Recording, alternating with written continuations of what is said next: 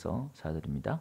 사람이 아내를 맞이하여 데려온 후에 그에게 수치되는 일이 있음을 발견하고 그를 기뻐하지 아니하면 이혼 증서를 써서 그의 손에 주고 그를 자기 집에 내보낼 것이요 그 여자는 그의 집에서 나가서 다른 사람의 아내가 되려니와 그의 둘째 남편도 그를 미워하여 이혼 증서를 써서 그의 손에 주고 그를 자기 집에서 내보냈거나 또는 그를 아내로 맞이한 둘째 남편이 죽었다 하자 그 여자는 이미 몸을 더럽혔은즉 그를 내보낸 첫 남편이 그를 다시 아내로 맞이하지 말지니 이 일은 여호와 앞에 가정한 것이라.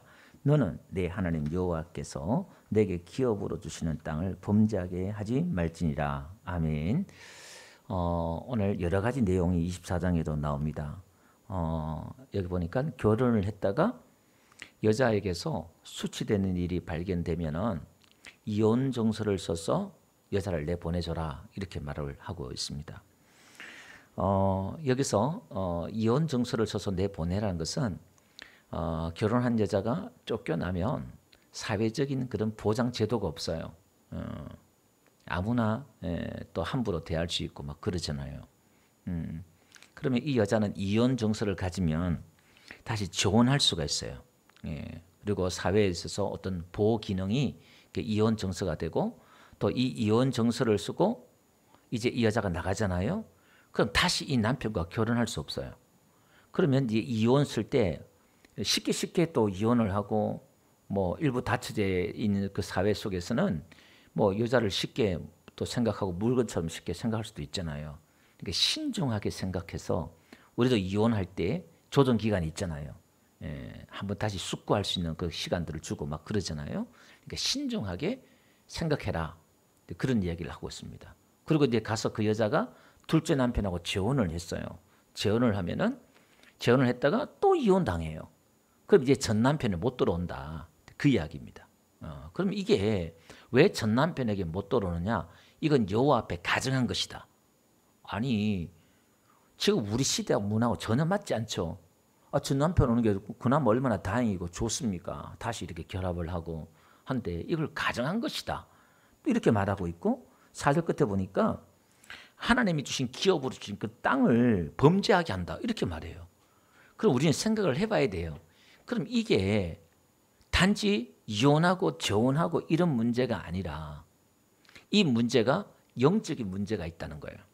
여기 보니까 여호와 앞에 가정한 것이다. 이 말은 우상 숭배와 관련된 거거든요. 이게. 그럼 오늘 이 이야기는 무슨 얘기냐? 오늘 교회와 하나님과 우리 이야기를 지금 하고 있습니다. 먼저 좀 더 설명을 드리면은 수치된 일 이렇게 나오잖아요. 이게 에르바 이런 뜻이에요. 수치스럽다 이런 말이 벌거벗은, 텅 빈, 부끄러운 이런 거예요. 그러니까 일이란 말이었고 이 일이란 말이 다바르 말이에요. 그 말이 사건이고 일이고 하니까 그냥 일 이렇게 나왔어요. 그러니까 부끄러운 일, 벌거벗은 일, 텅 빈 일 이런 일들이에요.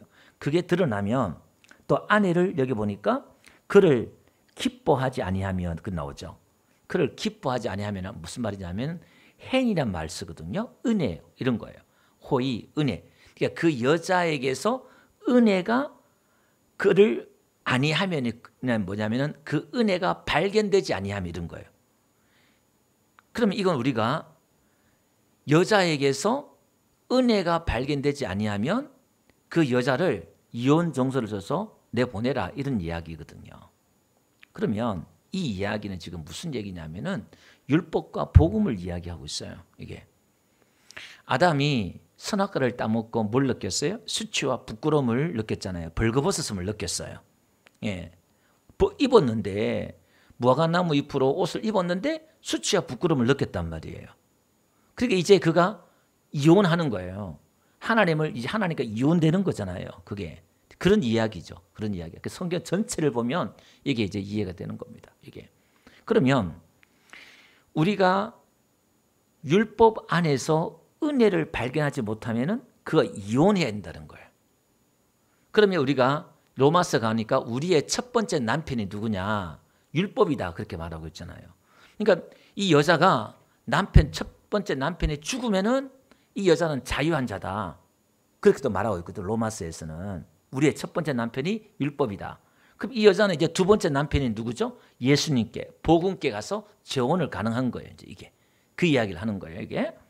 그럼 오늘 우리는 이게 가정한 것이다. 재혼하는 걸, 다시 돌아가는 걸 가정한 것이다. 하나님의 그 땅을 범죄케 한다. 이렇게 말해요. 그럼 오늘 이 하나님이 주신 기업의 땅은, 가나안 땅은 무슨 땅이냐?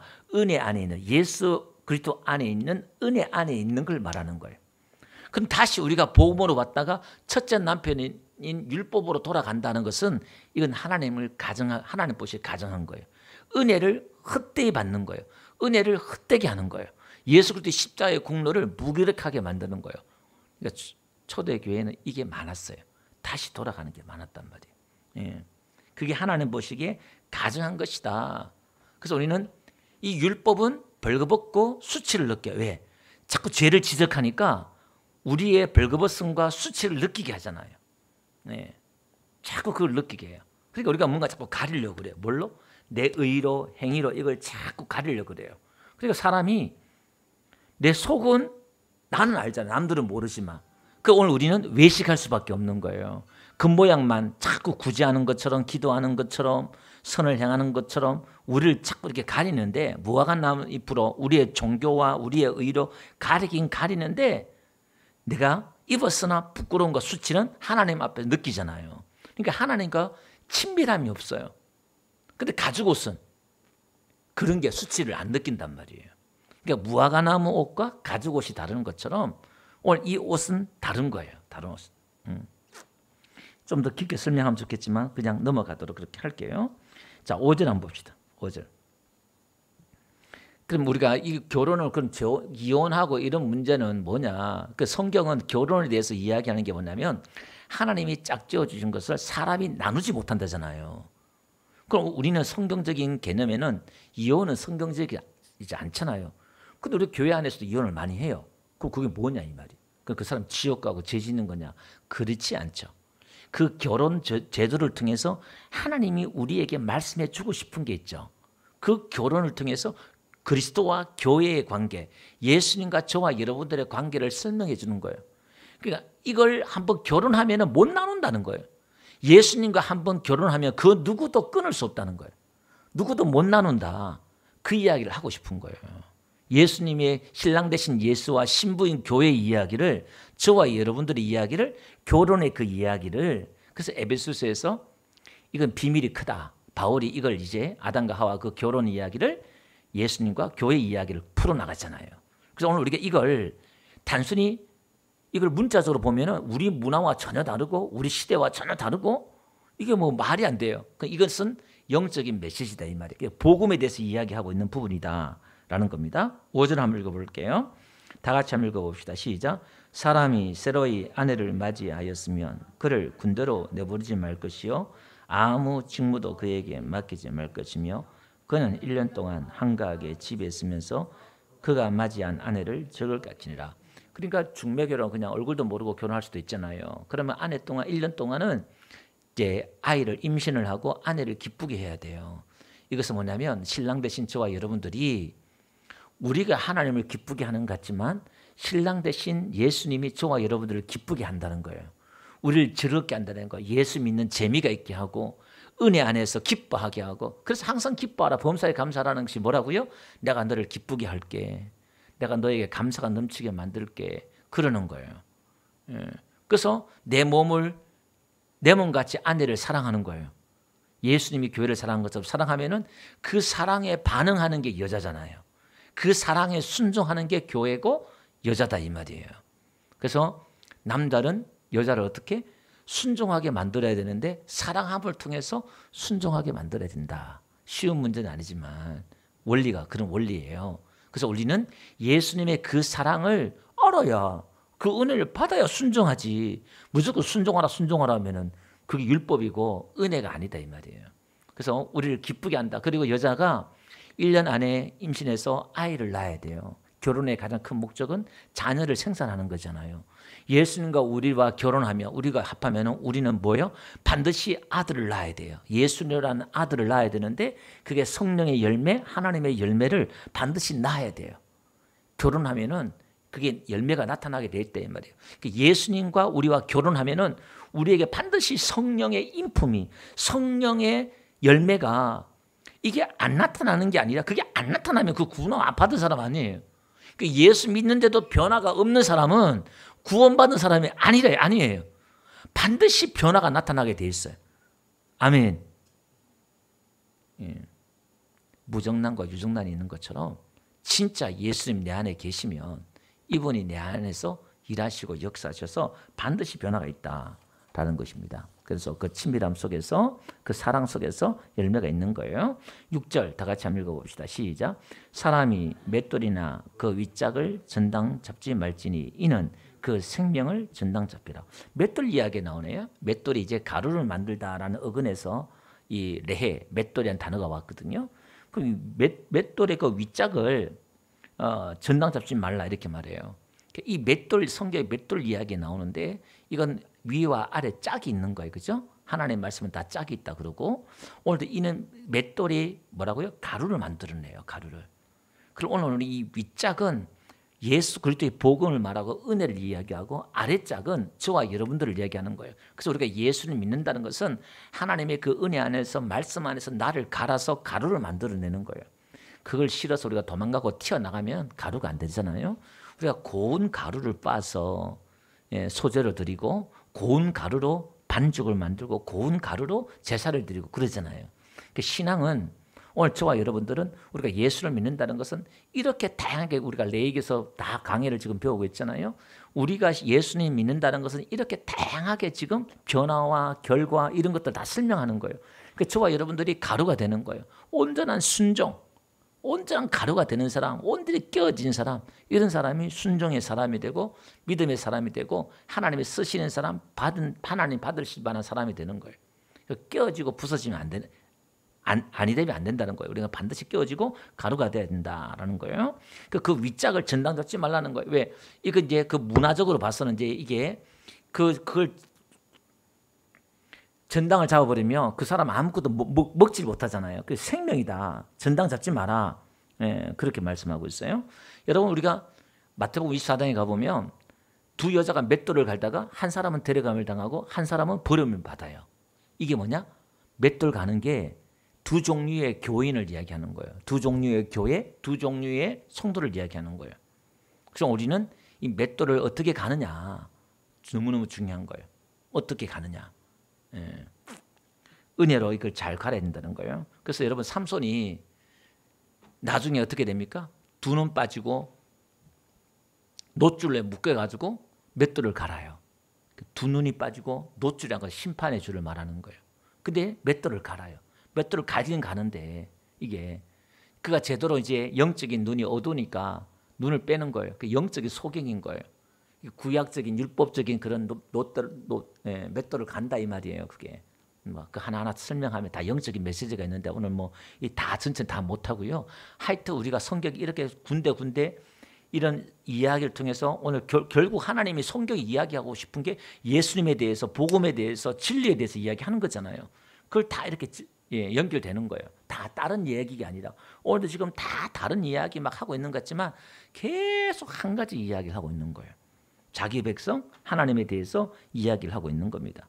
예. 그래서 오늘 우리는 이 맷돌을 잘 갈아야 된다. 뭘로? 하나님의 그 은혜로 이 맷돌을 잘 갈아야 된다. 그렇게 말씀을 드리고 싶고요.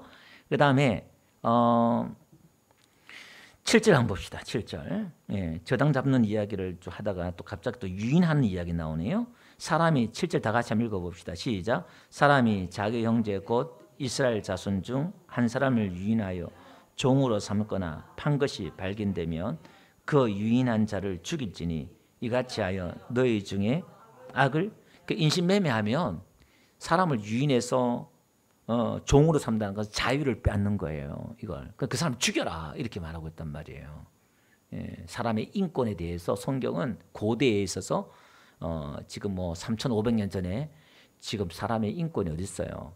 뭐 그죠? 막 팔고 형제도 팔아서 요셉도 노예로 팔고 막 그런 판에 지금 뭐 내 기분 나쁘면 잡아다 팔아버리고 막 그래버리니까 그 인권에 대해서도 이야기하고 있는 부분들이 있잖아요. 예. 예, 인권에 대해 이야기하고 있습니다. 그러면서 여기 보니까 사람의 자유를 빼앗아 유인해서 유혹을 해서 납치를 하거나 그 종을 이렇게 자유를 빼앗으면 사람 죽여버려라 이렇게 말해요. 그럼 오늘 지금 이게 무슨 얘기냐? 그 당시 문화적으로 이야기하고 있지만 사람의 그 자유를 빼앗아서 우리가 팔아버리는 게 있어요. 영적인 유괴범이 있어요. 누구죠? 마귀가 하나님의 백성들을 유괴해서 죄에 팔아버렸단 말이에요. 이게 마귀가 영적인 유괴범이에요. 그러니까 죽일 놈이지요. 그 다음에 교회 안에서도 유괴범이 있어요. 이게 영적 지도자던데 이 지도자들이 잘못 성도들을 끌고 가서 어디로? 율법의 종으로 팔아버려요. 이게 죄의 종으로 율법의 종으로 막 이렇게 팔게 만들어요. 이게 자유가 없어요. 예수님은 진리 알지니 진리가 너희를 자유케 하리라. 근데 자유가 없고 자꾸 팔아버려요. 이게 이제 서신서에 나오는 가만히 들어와 가지고 고린도 볼게요. 고린도후서 11장 20절 보니까 누가 너희를 종으로 삼거나 잡아먹거나 빼앗거나 스스로 높이거나 뺨을 칠지라도 너희가 용납하노도다. 그러니까 거짓 교사들이 와가지고 이 고린도 교회를 종으로 삼는 거야. 율법의 종으로. 갈라디아 2장 4절 보니까 이는 가만히 들어온 거짓 형제들 때문이라. 그들이 가만히 들어온 것은 그리스도 예수 안에서 우리가 가진 자유를 엿보고 우리를 종으로 삼고자 함이로다. 이렇게 말해요. 우리의 자유와 이걸 빼앗고 종으로 삼으려고 이렇게 유인하는 거예요. 이걸 이제 조심해야 한다는 거예요. 그러니까 성경을 우리가 그냥 단지 문자적으로 그냥 교훈적으로만 해석해버리면 더 좋은 책이 더 많죠. 왜 우리가 성경을 왜 봐요? 영적인 말씀인데 이게. 자, 그 다음에 8절 한번 볼게요.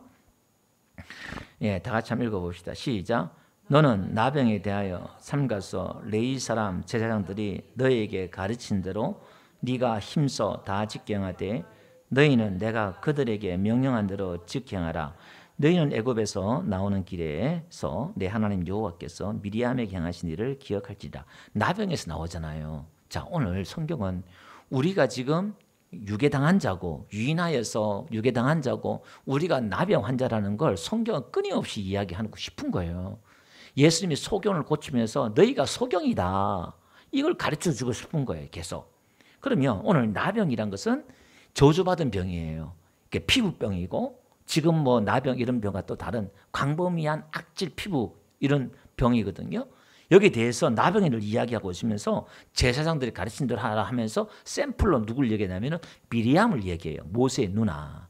이 모세의 누나 미리암이 일주일 동안 나병 걸려가지고 격리를 시켜요. 이 사건이 왜 일어나냐면은 모세가 구스 여자, 흑인 여자, 아프리카 여자를 첩으로 받아들인 거예요. 그러니까 이 미리암이 아론과 같이 자기 동생한테 대든 거예요. 사실 이 미리암은 자기 동생을 살려준 누나잖아요. 애국 강에서 그죠? 공주한테 가서. 그러니까 어릴 때부터 이 미리암은 대단한 여자예요. 당찬 여자고 강 큰 여자고 정말 또 이제 미리암은 예언자예요. 선지자예요. 이 미리암이. 그러니까 뭐 아론하고 같이 하나님께서 모세에게만 말했느냐?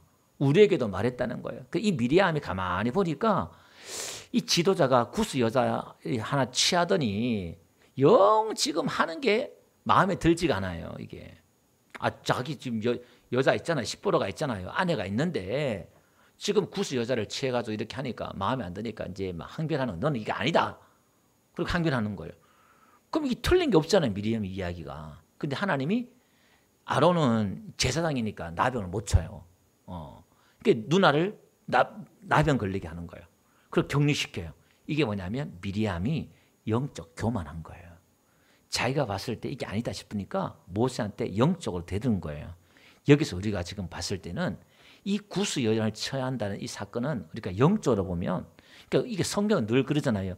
윤리와 도도로 보면 이 성경이 말이 안 되고 풀리지가 않아요. 이게 이 이야기는 모세는 예수님을 대표하는 그림자잖아요.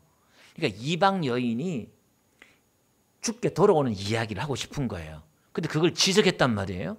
근데 그 당시에는 그게 모르죠. 그러니까 하나님의 의와 우리의 의는 너무나 다르고 하나님의 생각과 우리의 생각은 너무 다르고 하나님의 길과 우리의 길과 너무 달라요. 이게.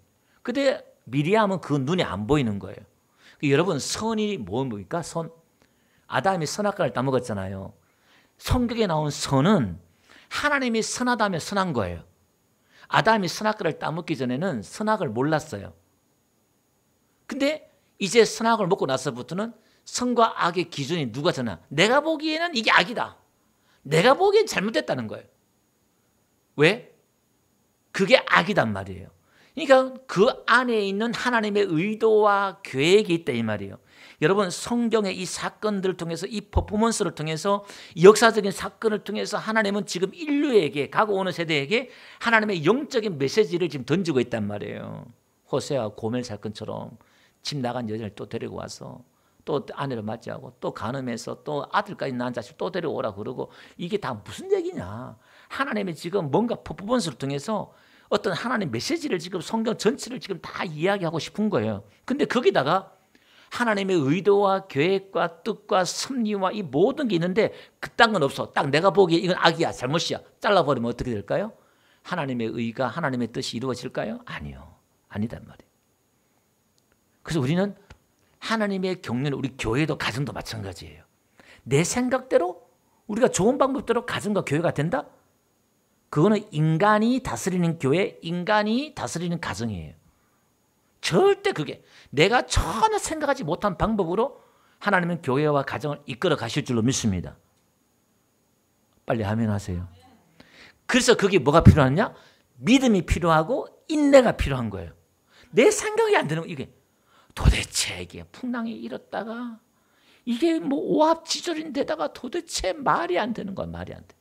근데 하나님의 역사는 인간에 봤을 때는 이거는 오합지졸이고 말도 안 되고 뒤죽박죽인데 하나님은 그 안에 살아계시고 하나님이 일하시고 하박국처럼 역사만 그런 게 아니라 내 인생 가운데 마찬가지.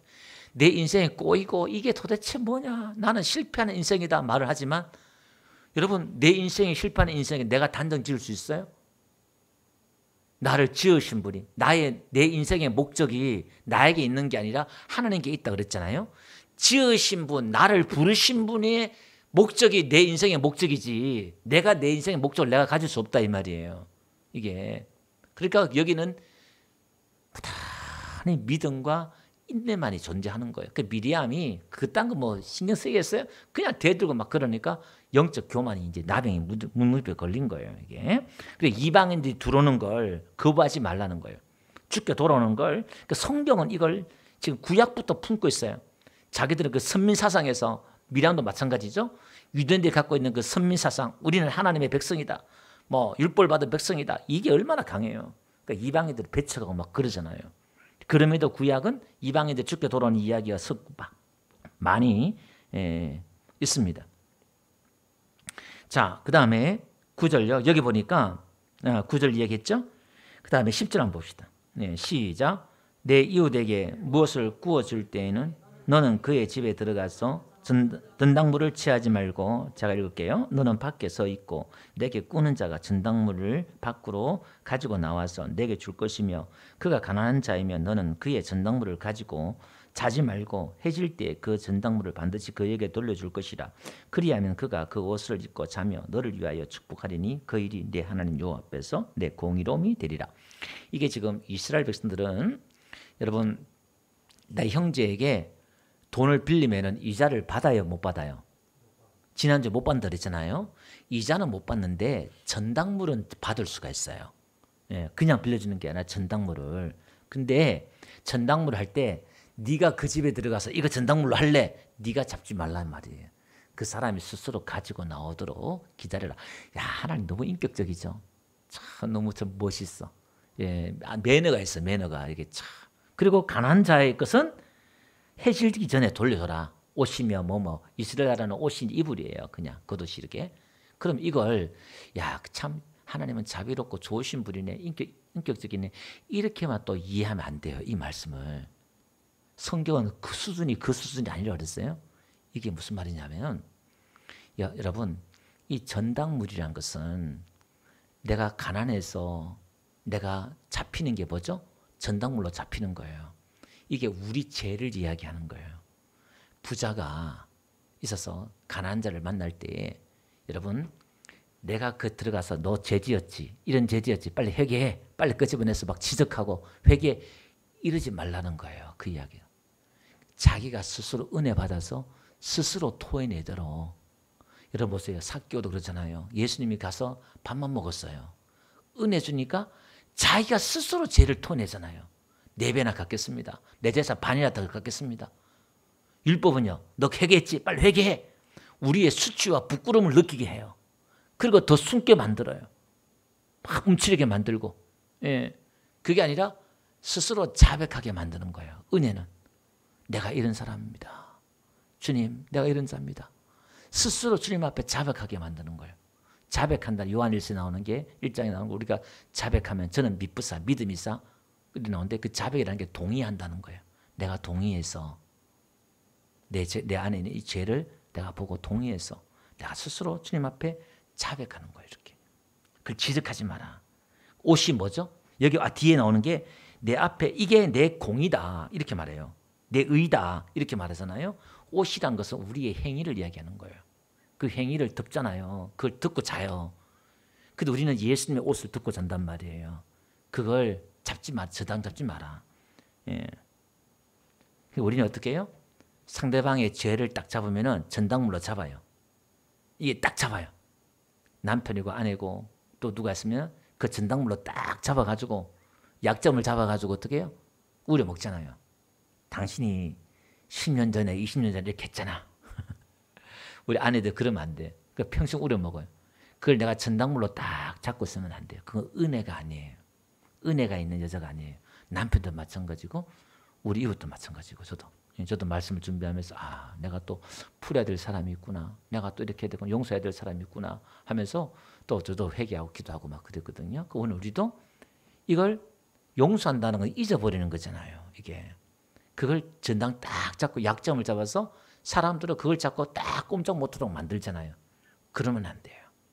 우리 교회는 그걸 덮어주는 거잖아요. 옷으로 덮어주고 그걸 덜쳐내고 지적하고 이게 아니라 덮어주는 거예요.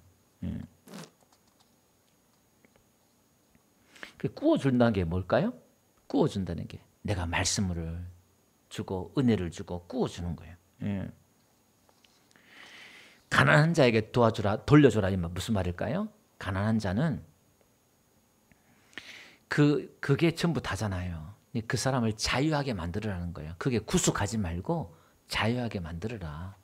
그 전당물 잡지 말고 그 사람 구속하지 말고 자유하게 만들어라. 그런 거예요. 그래서 요한복음 20장 23절에 가보니까 너희가 누구의 죄든지 사하면 사해질 것이요 누구의 죄든지 그대로 두면 그대로 있으리라. 이렇게 하는 거예요. 우리는 그걸 다 풀어줘야 돼요. 언제까지 옷을 돌려주라고 그랬어요? 해질 때까지. 예수님이 계실 때가 해지잖아요.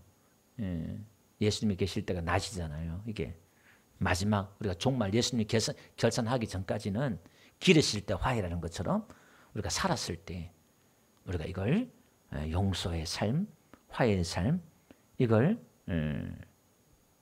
살아야 되는 거예요. 그래서 저 교회는 덜쳐내는 죄를 덜쳐내고 지적하는 교회가 아니라 지난주에 얘기했던 것처럼 누구든지 우리 교회에 하면 교회가 도피성이 되고 피난처가 되고 덮어줄 수 있어야 돼요. 그 제가 고백했잖아요. 저도 이렇게 말하지만 아직도 저는 자신 못하겠어요. 정말 그런 죄인들 우리 교회에 왔다면은 우리 교회 명예나 우리 교회 이름이나 이거 망신시키는 게 아닌가 이거 제가 생각 안 하겠어요? 저도 아직 덜 됐어요. 아직 복음으로 덜 깨졌단 말이에요. 이게. 그 사람보다 내가 더 의롭다는 거잖아요. 그 사람보다 내가 더 부자라는 거잖아요. 내가 더 의롭다는 거잖아요. 그러니까 이게 지난주 우리 강사관님이 말씀했던 것처럼 1만 달란트 빚진 자라는 게 우리가 내가 1만 달란트 빚진 자인데 100데나리온 빚진 사람을 내가 용서하지 못한다는 거예요. 그러니까 아직 우리가 주제 파악이 모르는 거예요. 내가 누구인지 아직 모른다는 거예요. 자, 그 다음에 14절 한번 볼게요. 공공하고 비난한 품꾼은 너희 형제든지 내 땅 성문 안에 우거하는 객이든지 그를 학대하지 말며 그 품삯을 당일에 주고 해진 후까지 미루지 말라. 이는 그가 가난함으로 그 품삯을 간절히 바랍니다. 그가 너를 여호와께 호소하지 않게 하라. 그렇지 않으면 그것이 내게 죄가 될 것입니다. 가난한 자를 돌보라. 1차적인 의미도 다 있어요. 약자를 돌보고 가난한 자를 돌보고 성도의 삶이 오늘 육적인 그 삶이 무시하는 게 아니라 영적인 믿는 게 아니라 육적인 삶도 같이 가요. 그럼 우리는 부자는요 가난한 자를 학대하면 안 돼요. 내가 의롭고 깨끗한 사람은요 죄 짓는 사람을 학대하고 지적하고 그러면 안 된다는 거예요. 말은 하지 않는데 그 사람 가면 왠지 모르게 내가 부끄러워. 여러분 누군가가 여러분들 앞에 오면은 여러분들 앞에 막 기죽고 여러분들의 그 의 때문에 말도 못하고 막 기죽고 그러잖아요. 그럼 우리는 그 사람 잘못된 거예요. 누구든지 그 사람 오면 뭔가 푸근한 사람이 돼야 되고 용납과 관용이 있고 수용이 될 수 있는 저와 여러분 되시길 바랍니다. 아이고 집사님 누구든 내가 막 쟤도 여러분 집사님이나 권사님한테 내가 토해낼 수 있고 예. 내 잘못을 절대 내가 못 토해내. 내가 왜? 너무 부끄러움을 느끼기 때문에. 근데 이분 앞에 가면 내가 부끄러움을 안 느껴 내 스스로가. 누구죠? 예수님 앞에 가면. 그리고 우리도 은혜에 있는 사람 앞에 가면은 내가 어떤 이야기를 해도 이 사람이 받아주고 이 사람 앞에 내가 그 이야기를 하면서 수치와 부끄러움을 안 느낀단 말이에요. 은혜라는 게 그런 거예요. 그래서 오늘 우리 교회에 오면은 뭔가 다 가리고 이런 게 아니라 자꾸 마음을 열고 또 자백하고 고백하고 이런 은혜로운 교회가 되시길 주로 축원드립니다. 그 다음에 16절 한번 볼게요. 아버지는 그 자식들로 말미암아 죽음을 당하지 않을 것이요 자식들은 그 아버지로 말미암아 죽음을 당하지 않을 것이나 각 사람은 자기 죄로 말미암아 죽음을 당할 것이다. 그 영혼은 하나님께 속한 것이다. 그래서 각자 그래서 우리 가게에 흐르는 저주를 끊어라 이런 책도 나오는데 그 잘못된 거예요. 예수 그리스도를 믿으면 우리 내려오는 가게, 가문, 저주 이런 거 아무 상관없어요. 할렐루야.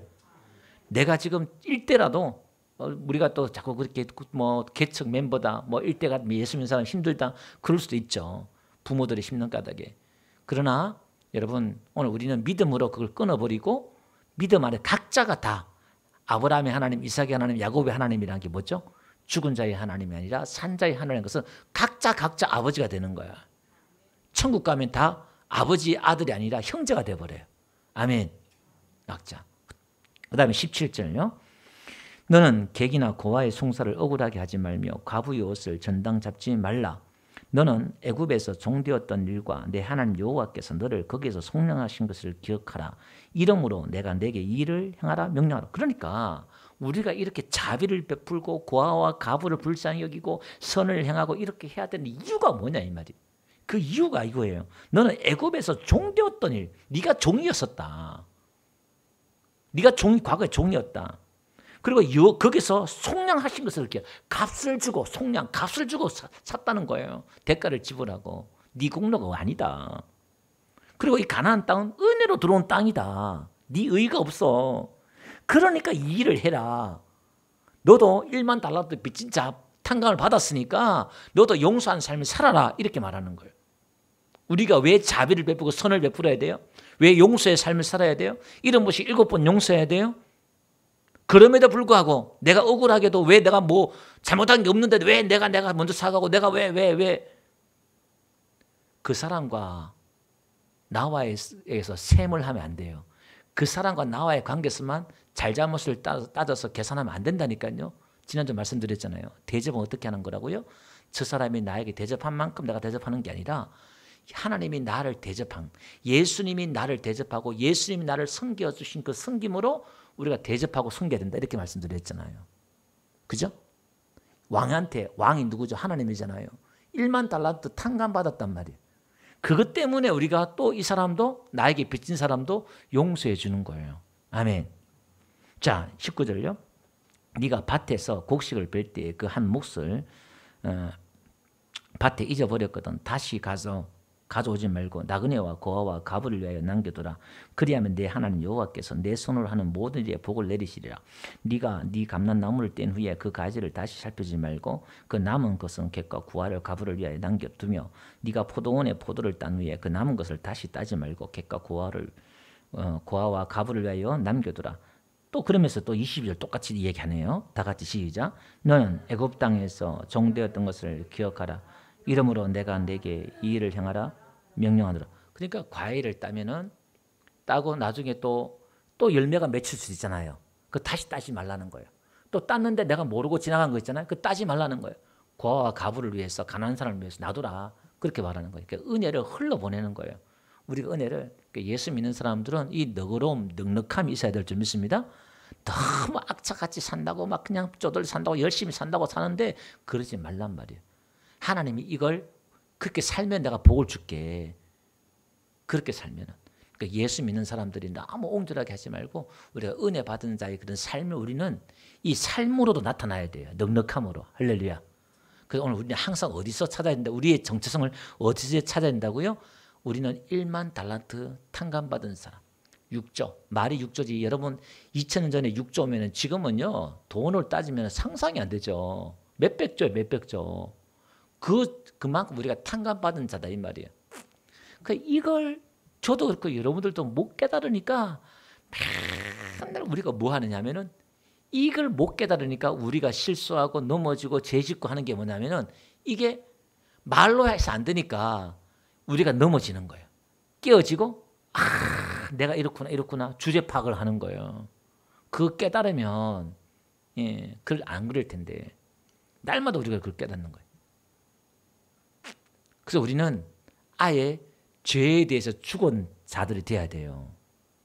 여러분 죄에 대해서 죽고 의에 대해서 산 사람의 저와 여러분들 믿습니다. 전에는 죄에 대해서 살았어요. 의에 대해서 죽고 그 죄에 대해서 살았단 말은 죄의 종이 되어서 죄 덩어리가 되어서 죄만 짓는 거예요. 그 죄는 짓지 말라 해도 죄를 지어요. 이건 이해되시죠?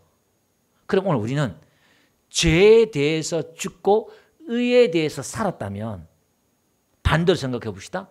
밥만 먹고 눈만 뜨면 뭘 행한다는 거예요? 의를 행한다는 말이잖아요. 이게 이해돼요? 여러분 이렇게 의로워요? 의의 종이에요? 죄의 종이니까 죄가 시킨 대로밖에 못한단 말이에요. 그럼 의의 종은 의가 시키는 대로 해서 의인이 된다는 거잖아요. 의를 행한다는 거잖아요. 그 여러분 지금 그렇게 행해요? 솔직히 안 그러죠? 없죠. 그렇죠. 맞아요. 근데 그럼 이게 성경은 우리는 죄에 죽고 의에 살았다 이렇게 말하는데 그러면 여러분 죄의 근세가 클까요? 의의 근세가 클까요? 그렇죠. 이 의는 누구의 의냐면은 예수님의 의를 말하는 거예요. 이 죄의 종이라는 것은 마귀를 이야기하고 그러면 여러분 죄보다 은혜가 훨씬 더 큰 줄로 믿습니다. 그래서 우리는 어디에? 은혜의 가나안 땅 예수 그리스도 안에 내가 들어와 있다는 걸 내가 느껴야 돼요. 그래서 신앙은 이게 믿음인데 믿음이 뭐냐? 내가 예수님 안에 있다는 거예요. 가나안 땅 예수님 안에 있다는 거예요. 그럼 가나안 땅에 있는 나 예수님 안에 있는 나는 뭐가 변했어요? 뭐가 달라졌을까요? 솔직히 이야기하면 내가 예수 안에 거한다는 것뿐이지 우리의 모습은 달라진 모습이 거의 없어요. 물론 내 안에 예수의 영이 있어서 영적인 사람이 되었다 이런 말도 하지만은 솔직히 딱 예수 믿지만 목사지만 집사지만 권사지만 그 딱 큰 변화 차이가 없더라 이 말이야. 예수 믿기 전과 안 믿기 단지 술 담배 안 한다는 것뿐이고 뭐 예배 시간 교회 온다 뿐이고 없다 이 말이에요. 그럼 예수 안에 있는 내가 이걸 성경은 의롭다고 봐주는데 왜 의롭다고 봐주느냐? 우리는 의의 종이라 그러냐면은 그래서 우리 예수 안에 있을 때 안에 있으면서 나를 보지 말고 그 안에 있는 죄 짓는 나를 보지 말고 누구를 봐야 돼요? 내가 예수 안에 있다. 예수 안에 있는 하나님의 의. 예수님은 의로운 분인 줄 믿습니다. 예수님은 의로운 분이에요. 예수님은 거룩한 분이에요. 아멘. 예수님은 지혜로운 분이에요. 예수님은 구원이세요. 아멘. 그러면 오늘 내가 그 안에 있다 이 말은 나를 보는 게 아니라 내가 지금 예수 안에 있지. 이걸 항상 생각하면서 예수님을 바라보는 거예요. 그 믿음의 주에 온전히 하신 예수를 바라보자 이 말이 그 말이에요. 그러니까 우리는 예수님에서 눈을 떼면 안 돼요. 눈을 떼는 순간 거기서 어디로 가느냐? 나를 봐요. 나를 보고 그 좌절하게 되고 실망하게 되고 옛 모습과 똑같은 거야. 그 마귀는 자꾸 예수님에게서 눈을 떼게 만들어서 네 주제 파악을 해. 우리의 수치와 부끄러움을 계속 옷으로 벗겨요. 은혜의 옷, 예수님의 옷, 의의 옷을 자꾸 벗기는 거예요. 여러분 아담에게 의의 옷을 벗겼잖아요. 여러분 요셉에게 옷을 벗겨요. 형제들이. 자꾸 성경은 옷 벗는 이야기를 해요. 옷을 이야기해요. 그래서 우리가 빛의 갑옷을 입자. 이게 갑옷이에요. 의의 흉배를 가지고 구원의 투구를 쓰고 우리가 자꾸 옷을 입는 거예요. 옷을. 예수님의 옷으로. 아멘. 그러니까 우리는 내가 달라지는 죽을 때까지 내가 달라지는 건 그닥 없어요. 우리는 끝까지 예수님 믿는 거야. 처음부터 끝까지. 할렐루야. 이걸 믿으면서 우리 어떻게 해요? 이제 그래 너나 나랑 똑같은 사람이야. 불쌍히 여기는 거야. 측은히 여기고. 할렐루야. 그래서 오늘 우리는 우리의 삶이 어떻게 이 애굽 땅에서 건진받은, 지옥에서 건진받은, 죄에서 건진받은 우리가 이제 어떻게 살아야 되느냐. 사람을 대하는 태도가 달라야 돼요. 그 늘 하나님 앞에 어떻게 해요? 늘 감사하죠. 은혜와 감사밖에 없어요. 찬양밖에 없어요. 찬양밖에 없고 하나님을 자랑하고 찬양하고 이거밖에 이 은혜가 어디 있어요? 이 땅에 들어왔는데 이 예배 자리에 하나님을 바라보고 이 거룩한 자리에 앉게 하신 거 이게 얼마나 감사해요. 그래서 믿음 없는 사람은요 교회 못 와요. 왜? 너무 자기 이 거룩한 교회 못 와요. 그 사람들의 믿음이 그런 거죠. 근데 여러분들은 뭐 편하게 앉자잖아요 저기. 예수님의 그 은혜를 알기 때문에. 할렐루야. 그래서 오늘 우리는 자비를 베풀어야 된다라는 말씀입니다.